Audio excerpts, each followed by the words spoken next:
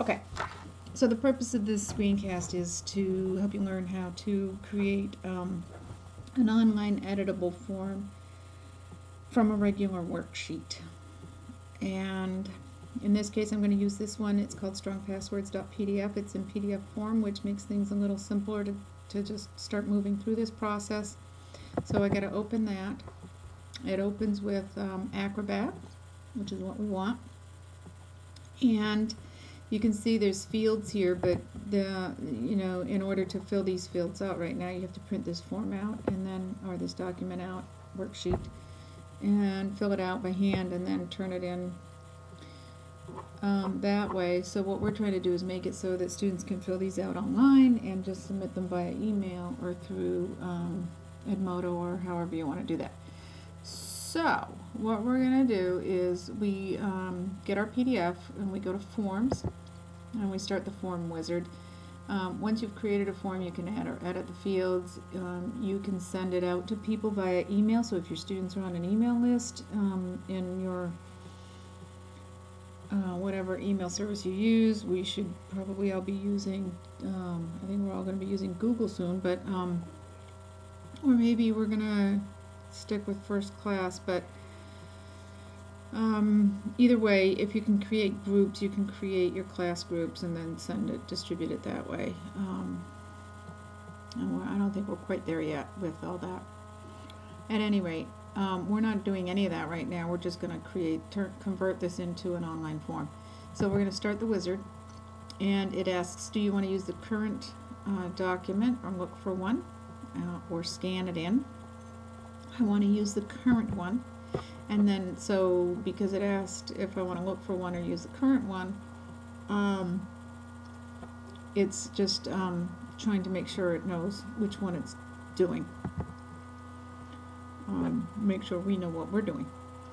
So basically what it does is it puts these, it looks for fields within your document, what it thinks are fields. Usually it's just identified by the line where data entry is done. And it puts a text box in there. So this is what it's done. This one it called undefined and undefined 2.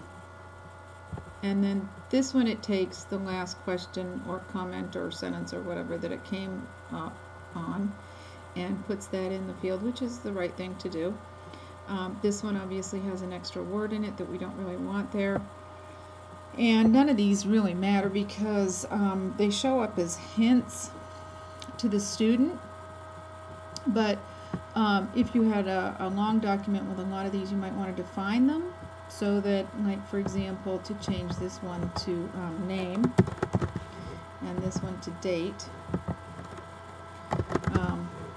so that you know what they are. And then if you double click on them, the tooltip is still called undefined. It's helpful for the user for the tooltip to actually be what you're asking them for, and you'll see that later when we finish the form and the user's using it, when I'm using it as a user. Wow. I kind of moved that a little bit. Control Z just undoes your last movement. So I'm trying to get this tooltip up again. I'm going to take this word out, and I'm also going to take that out of the tooltip and close. And you see there's other options there too. Do you want the form field visible or not? You've got different choices. I don't know, visible just works for our purposes. You can change the orientation of it, it's kind of interesting. And then there's all these other things you can look at and play with. This is just an overview, so I'm just going to skip all that and cut to the chase. It's a movie, a filmmaking term.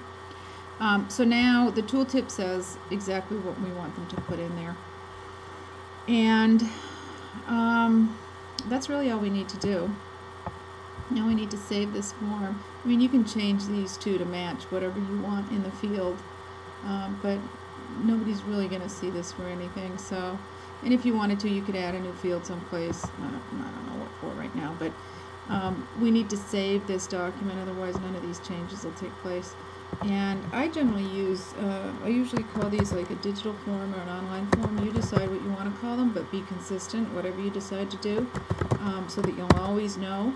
And if you're doing a search on your Mac, if you're looking for your online forms and you always call them online forms, that'll help you find the forms. So now this identifies it separate from the regular PDF. This identifies it as the online form, so that makes sense. And it's going in the same folder from whence it originally came. So that's that. And then to finish up, here's the one we just made and saved. I'm going to open it. And you can see that the data entry fields are highlighted. In order to get from one to the next, it just tabs through. You can set your tab layout the way you want it to go through the tabs. That's something I didn't go over, but it's possible to do. And so when the student opens this, this is what they're going to see. And what they would obviously do is put their name in here, whatever the date is. Geez, I was going to put that Mayan calendar end of the world thing, but maybe that's not funny. January 30th, because that's what I wish it was. And then see how that tabs down to the next field. But you'll also see that the tooltip,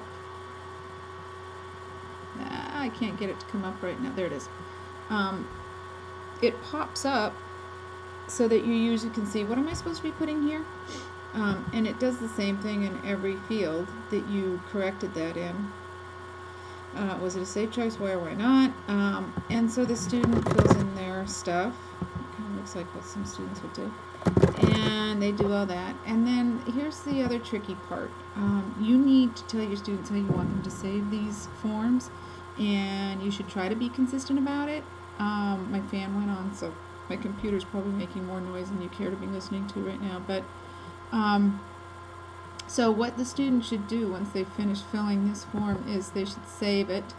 I'm going to put this on the desktop just so we know. And we know that it's the Strong Passwords online form that they're doing. I would have them do something like underscore, first initial, and last name. And then that way when you get it through email or through your Edmodo, you know whose it is and who it should be associated with. And it'll just make things easier and keep things clear. So they should save it as that, and then and I've already done this a few times through my practice runs, so I'm going to just replace this. But then they would just email this as an attachment or submit it through Edmodo or whatever else other method you choose. And that's that.